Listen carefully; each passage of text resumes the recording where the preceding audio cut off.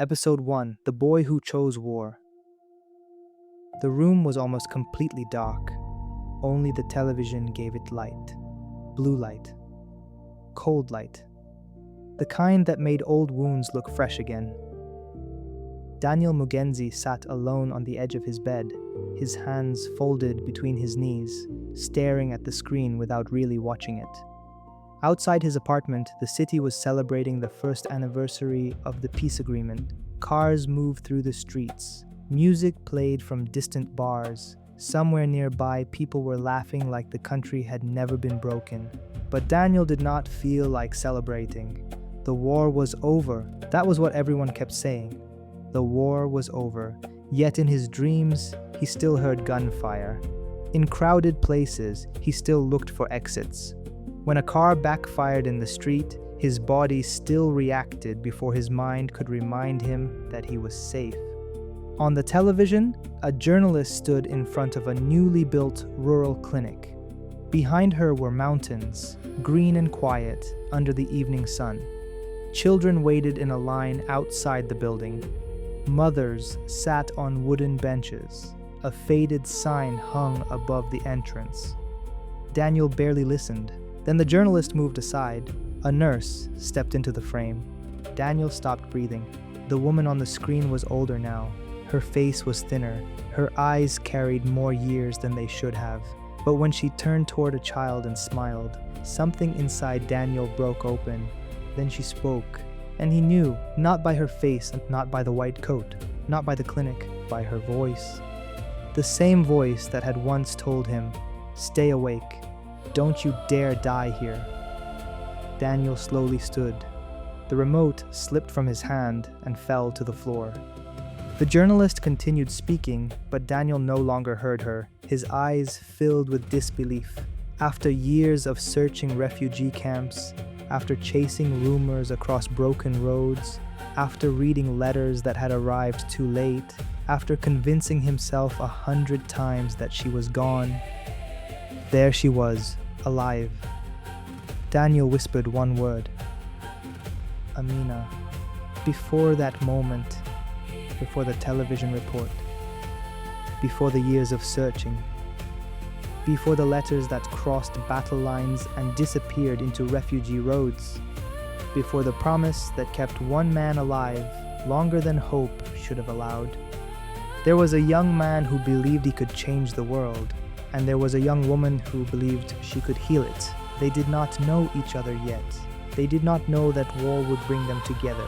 They did not know that love could begin in a room that smelled of blood, rain, and medicine. This is how it started. 3 years before Daniel saw her on television, Kirima province was still trying to pretend that peace was possible. From far away, the hills looked untouched. They rose in soft green layers, one after another, until they disappeared into mist. In the mornings, clouds settled low over the valleys, and the sun came slowly, turning the dew on banana leaves into silver.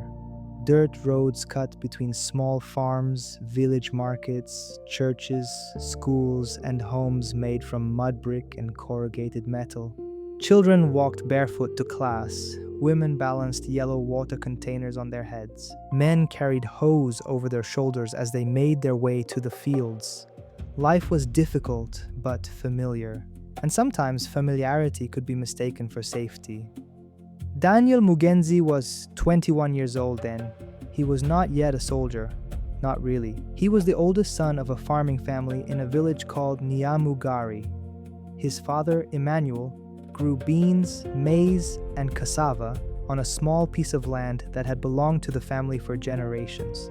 His mother, Beatrice, sold vegetables at the weekly market. His 2 younger sisters, Lillian and Chantal, still went to school and still believed their big brother could fix anything. Daniel was tall and quiet, with thoughtful eyes and a habit of listening more than he spoke. People in the village liked him because he worked hard and rarely complained. If an old woman needed firewood carried, Daniel carried it. If a neighbor's roof leaked, Daniel helped patch it. If boys were arguing after a football match, Daniel usually found a way to make them laugh before the argument turned into a fight. His father used to tell him, "A strong man is not the one who frightens people. A strong man is the one people feel safe around." Daniel believed that. For most of his childhood, he wanted to become a teacher. He liked books, he liked explaining things. He liked the idea that knowledge could travel farther than a person's feet. But as he grew older, school fees became harder to pay, harvests became less reliable, and politics began entering even the smallest corners of village life. At first, politics arrived as speeches. Officials came from the district capital wearing clean shoes and expensive watches. They stood beneath tents, smiled for cameras, and promised development. They promised jobs. They promised roads. They promised electricity. They promised a health center close enough that women would not have to give birth on the back of motorcycles. They promised that nobody would be forgotten. The villagers listened. People always listened when powerful men promised roads. Then came the documents. Large maps were unrolled on wooden tables. Lines were drawn through farms, rivers, grazing areas, and family burial grounds. The government had approved a mining concession in the hills. Investors were coming. Surveyors were coming. Security would be provided. Families living in the affected zones would be relocated. The word relocated sounded cleaner than removed. It sounded like a bus ride. It did not sound like your father standing in front of the land where your grandfather was buried and being told it no longer belonged to him. Daniel watched the meetings become tense. His father was not a loud man, but people respected him. When he spoke, even those who disagreed stayed quiet. At one meeting, Emmanuel stood slowly, leaning on his walking stick. "This land feeds our children," he said. "You cannot make decisions about people's homes without the people." The district official smiled like he had expected the question. "Development requires sacrifice," he replied. Daniel remembered his father's answer. "Then let the sacrifice begin with those who benefit from it." The tent went silent. After that, things changed. Not immediately. Power rarely shows its teeth all at once. First, Emmanuel's name was mentioned at meetings. Then, local administrators stopped greeting him warmly. Then, strangers began appearing in the village, asking who attended which gatherings, who spoke against the relocation, who had relatives in opposition towns. Then, one morning, soldiers came to Nyamugari. They said they were there to maintain order, but order, Daniel noticed, looked a lot like fear. Far north of Kirima, in a district where the roads became narrow and the mountains folded tightly around scattered villages, Amina Nyon Saba was beginning the work she had prayed for. She was 22 years old and newly assigned to a rural clinic in a village called Mukunzi. The clinic had 4 rooms, 1 medicine cabinet, 2 beds with cracked frames, a solar panel that worked when the weather cooperated, and a roof that leaked during heavy rain. To Amina, it was beautiful. Not because it was easy, it was not easy. On her first week, she treated a child with malaria, an old man with infected wounds, a pregnant woman who had walked 5 hours for a checkup, and a boy who had broken his arm falling from a mango tree. By the second week, she had learned that the clinic never had enough gloves, never had enough antibiotics, never had enough clean bandages, and never had enough time. Still, people came. They came because the next clinic was far. They came because the road to the town hospital washed away during rainy season. They came because sometimes a nurse with tired eyes and limited supplies was the difference between life and death. Amina knew this better than most. When she was 12, her little brother had nearly died from an infection that should have been simple to treat. Their mother had carried him through rain, then paid a motorcyclist with money she had saved for school fees. They arrived at a clinic after midnight. A nurse saved his life, not a doctor, not a politician, not a speech, a nurse. That night, Amina decided what kind of woman she wanted to become. Years later, many of her classmates tried to convince her not to accept the rural post. "You studied all those years to live where there is no electricity?" one friend asked. Another said, At least work in the city first. Build your life. But Amina had not become a nurse to build comfort around herself. She had become a nurse because she remembered the sound of her brother struggling to breathe. She remembered her mother begging for help. She remembered the nurse who opened the door. So she went to Mukunzi. The villagers did not trust her immediately. They had seen young professionals come and go. Teachers came for a year and requested transfers. Agricultural officers came for inspections and disappeared. Health workers came with clipboards, collected signatures, and never returned. Amina understood. Trust was not something you demanded. It was something you earned one patient at a time. She learned people's names. She visited homes. She scolded mothers gently when children missed vaccinations. She laughed with old women who pretended they did not need medicine. She stayed late when emergencies came. Slowly, people began saying, "Go to the clinic. Ask for Amina." She became part of the village, and for a while, she believed she had found her place. Then the war moved closer. At first, it arrived as rumors. A roadblock 2 districts away. A convoy attacked near the border. Young men leaving home. Villages accused of hiding rebels. Then the clinic began receiving patients who did not fit the normal pattern of rural illness. Men with bruises from beatings. Women who had walked for days after fleeing raids. Children who screamed whenever they heard engines. Amina treated them all. She did not ask which side they supported. Pain did not carry a party card. Blood did not declare allegiance. But she was not naive. She knew neutrality did not always protect people. In war, even mercy could be considered betrayal. Back in Kirima, Daniel's life narrowed until it seemed every road led to anger. The evictions began at the edge of the mining zone. Families were told to leave before compensation was paid. When some refused, soldiers came with police trucks. Houses were marked, fields were fenced, protests formed. The first protest Daniel attended was peaceful. Men carried signs, women sang. Young people shouted that land was life. Daniel did not shout. He stood beside his father and watched. Then a stone flew from somewhere in the crowd. Nobody knew who threw it. Maybe an angry young man, maybe a provocateur, maybe nobody would ever know. The response was instant. Gunfire cracked across the road. People scattered. Daniel grabbed his sister Lillian by the arm and pulled her behind a wall. Dust rose. Someone screamed. A man fell near the drainage ditch and did not move. That night, the village was silent. The next day, officials said security forces had acted with restraint. Daniel stood outside the small shop where a radio played the statement and felt something inside him twist. Restraint. That was the word they used. Not grief, not apology, restraint.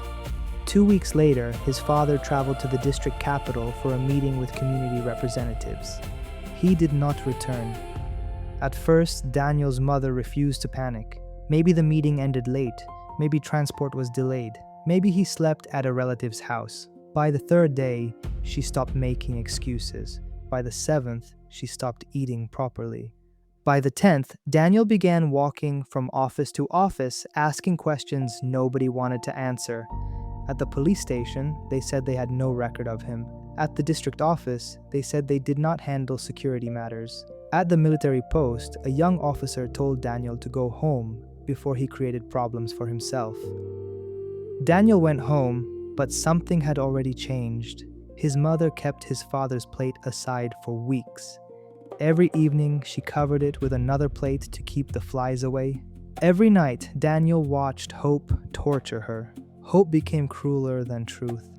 A month later, a man arrived at their home after sunset. He was a teacher from another village who had attended the same meeting as Emmanuel. His face was thin, his voice trembled. He told them security officers had detained several community leaders after the meeting. Some were released, others were not. Emmanuel had been among those taken away. "Where is he?" Beatrice asked. The teacher looked down. Nobody spoke. Daniel did not cry that night. He wished he had. Instead, he sat outside until sunrise, staring at the dark hills, feeling his childhood leave him.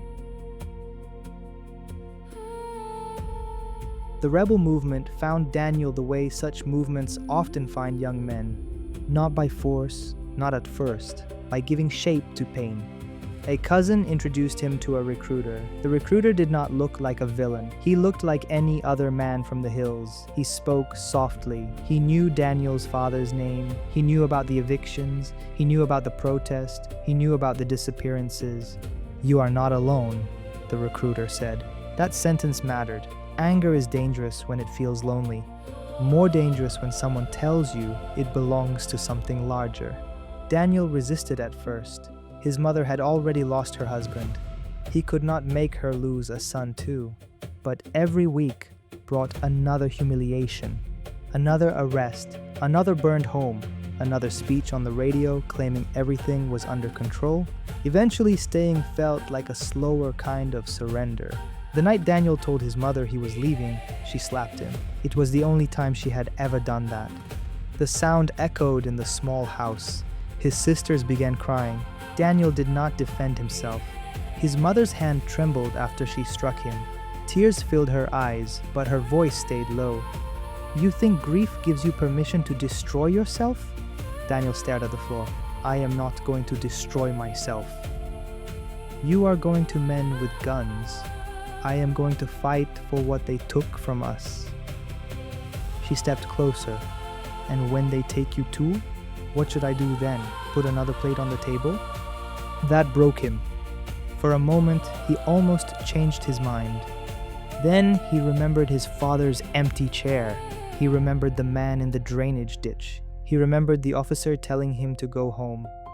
"I have to do something," he said. His mother looked at him for a long time. Then her anger collapsed into exhaustion. "No," she whispered. "You have to live." Before dawn, Daniel left. His youngest sister, Chantal, was waiting near the banana trees with a small bundle of roasted cassava. She had been crying. "For the road," she said. Daniel hugged her tightly. "Take care of Mama." "You come back," she said. Daniel wanted to promise, but war makes liars out of people who mean well, so he only kissed her forehead and walked away. Training camp was hidden deep in the mountains. Daniel arrived with 12 other recruits after 2 days of walking through forest paths. They were tired, hungry, and nervous, though none wanted to show it. The camp was not what Daniel expected. There were no grand speeches when they arrived, no heroic music, no flags waving in the wind, just mud, smoke, tired men, and commanders who looked older than their years. Training began before sunrise and ended after dark.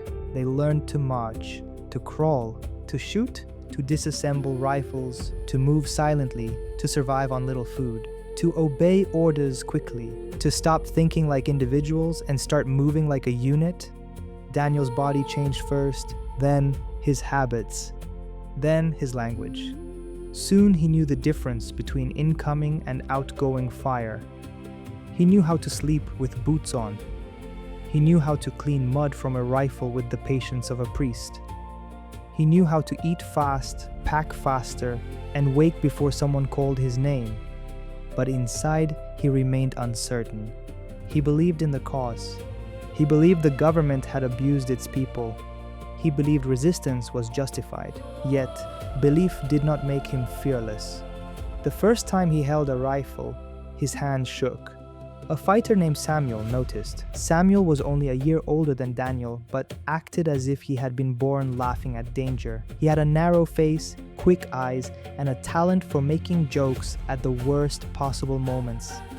"Don't worry," Samuel said. "The rifle is more scared of you than you are of it."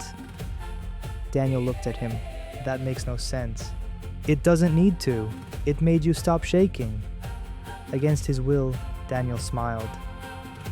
From that day, Samuel became his closest friend. Samuel talked about life after the war constantly. He planned to open a restaurant, though everyone agreed he could not cook. "A restaurant needs many things," Samuel argued, "not just cooking." "Like what?" Daniel asked. "Tables." Daniel laughed. "That is your business plan?" "And chairs," Samuel added. War made their friendship necessary. In a place where death was discussed like weather, jokes became a kind of medicine. While Daniel learned to fight, Amina learned how war changed the meaning of care. Before the conflict, most emergencies at the clinic came from childbirth, farming accidents, malaria, infections, and motorcycle crashes. Now people arrived with stories they did not know how to tell. A woman came with burns after soldiers set fire to houses suspected of feeding rebels. An old man arrived beaten so badly his left eye would never fully open again. A teenage boy was brought in with a bullet wound through his shoulder. His mother insisted he was not a fighter. Amina believed her. She also knew belief would not protect him if armed men came looking. Supplies ran low. The clinic's senior nurse requested more bandages, antibiotics, pain medication, and fuel for the generator. Sometimes aid arrived, often it did not. Amina began washing and reusing cloth when proper gauze ran out. She learned which herbs villagers used for pain when medicine was gone. She learned how to keep fear out of her voice even when she was afraid. The villagers noticed. They began trusting her with more than wounds. They told her which roads were unsafe. They warned her when soldiers were nearby. They brought food when she worked late. Among those who became close to her was an elderly woman named Mama Ruth. Mama Ruth was not Amina's grandmother, but she behaved as if she had appointed herself to the role. She sold cassava flour in the market, knew everyone's business, and had the ability to appear exactly when people were trying to hide things from her. "You work too much," Mama Ruth often told Amina. "People are sick too much," Amina replied. "Then marry a rich man and build a hospital." "Do you know one?" Mama Ruth thought seriously. "No, but I will begin searching." Amina laughed. In another life, that might have been the shape of her days. Patience, teasing, work, rain, markets, small joys. But the war kept moving, and with every month it came closer. By Daniel's second year in the movement, the rebellion had grown more organized. It controlled pockets of countryside, launched coordinated attacks, and recruited from communities that felt abandoned or punished by the state. Commanders spoke of liberation, of justice, of sacrifice. Daniel listened. Sometimes he felt proud. Other times he felt tired in a way sleep could not fix. Then came the order for the Kalinga Road offensive. The target was a government position controlling a major supply route between the northern districts and the central plateau. If the rebels captured it, they could disrupt troop movement and open access to villages that had been under pressure for months. The commanders called it necessary. Samuel called it trouble. "You always call everything trouble," Daniel said, "because I am usually right." The night before the offensive, rain fell hard over the temporary camp. Fighters sat beneath tarps cleaning weapons and checking ammunition. Some wrote notes to family, some prayed, some pretended not to be afraid. Daniel sat apart, tightening the strap on his back. Samuel approached with 2 dented metal cups of tea. He handed one to Daniel. "To the restaurant," Samuel said. Daniel took the cup. "You are still holding on to that?" "Of course. After the war, you will be my first customer." "I thought I was going to be a teacher." "You can teach people how to read the menu." Daniel laughed softly. The rain beat against the leaves. For a while, neither spoke. Then Samuel asked, "What will you do when this is over?" Daniel looked into the dark trees. The question always made him uncomfortable. Life after war felt like a room he had no key to. "I don't know," Samuel shook his head. "That is a dangerous answer." "Why?" "Because if you don't imagine a life after war, war will imagine one for you." Daniel looked at him. For once, Samuel was not smiling. Before Daniel could answer, a commander called the unit together. The offensive would begin before dawn. They moved in darkness. Hundreds of fighters passed through wet forest and narrow footpaths, their boots sinking into mud. No one spoke above a whisper. The rain softened their movement, but made the slopes treacherous. Daniel's heart beat hard against his ribs. He told himself he was ready. He had trained for this. He had chosen this. He had not left home for nothing. At first, everything went according to plan. The first rebel units reached their positions before sunrise.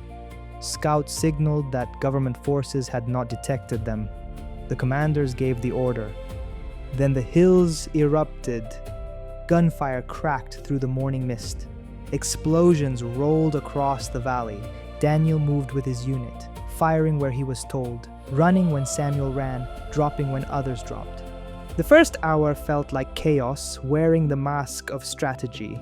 Then the mask fell away. Government reinforcements arrived from a road the rebels believed had been blocked. Machine gun fire tore through the trees. Mortars landed too close. Radio communication became confused. Orders contradicted orders. Advance, hold, fall back, move left, retreat. Nobody seemed to know which command was current. Daniel saw a fighter spin and collapse. Another screamed for a medic. Smoke mixed with fog until the world shrank to flashes, shadows, and sound. Samuel grabbed Daniel's sleeve. "This way!" They ran toward a low ridge where several fighters were regrouping. Then something struck Daniel's leg. It felt at first like being hit with a hammer made of fire. His body turned before his mind understood. He fell hard into the mud. For several seconds, he could not breathe. Then the pain arrived fully. Sharp, hot, impossible. He looked down and saw blood spreading through his trouser leg. Samuel turned back. "Daniel!" He started toward him, but an explosion hit nearby, throwing dirt and branches into the air. Samuel disappeared behind smoke. Daniel tried to stand. His leg failed. He tried again. Failed again. Around him, men were pulling back. The offensive was collapsing. He shouted for Samuel. His voice vanished beneath gunfire. A commander ran past, dragging another wounded man by the shoulders. Daniel reached out. "Help me!" The commander did not hear him, or could not stop, or chose not to. War would give Daniel many memories, but that one would stay with him longest. Not because the man abandoned him, but because Daniel understood why he did. Everyone was trying to survive. The retreat moved farther away. Gunfire became distant, then scattered, then almost gone. Rain began again. Daniel lay between broken shrubs and wet grass, unable to move, pressing both hands against his leg. Blood kept slipping through his fingers. He thought of his mother. He thought of Chantal's bundle of cassava. He thought of his father telling him strength meant making people feel safe. He almost laughed. There was nothing strong about him now. He was just a young man in the mud, afraid to die. Hours passed, or minutes. Pain changed time. At some point, Daniel stopped calling for help. His throat was dry, his body was cold, the sky dimmed. He tried to pray, but could not remember the words in order. As evening approached, the battlefield became quiet in a way that frightened him more than gunfire had. Quiet meant the living had left. Quiet meant he had been forgotten. Daniel closed his eyes. Then he heard footsteps, slow, careful, not soldiers, not a patrol, someone moving through the brush with the uneven rhythm of age. Daniel forced his eyes open. An elderly woman stood several meters away, a bundle of firewood balanced against her hip, Mama Ruth, though Daniel did not know her name yet. She stared at him. He stared back, barely conscious. She saw the uniform, the rifle lying near him, the blood. For a long moment she did not move. Helping him could get her killed. Leaving him would kill him. The old woman lowered the firewood slowly. It fell into the wet grass. Daniel tried to speak. Only air came out. Mama Ruth looked toward the hills, then toward the direction of her village. She muttered something under her breath, perhaps a prayer, perhaps a curse. Then she turned and began moving as fast as her old legs would carry her. Not toward the soldiers, not toward the road, toward Mukunzi, toward the clinic, toward the only person she believed might be stubborn enough, brave enough, or foolish enough to save a dying rebel in the middle of a war. A young nurse named Amina. The old woman did not know it. Daniel certainly did not know it, and Amina could never have imagined it. But the decision she was about to make would change all their lives forever, because some love stories do not begin with flowers. Some begin with blood in the rain, and a stranger refusing to let another stranger die.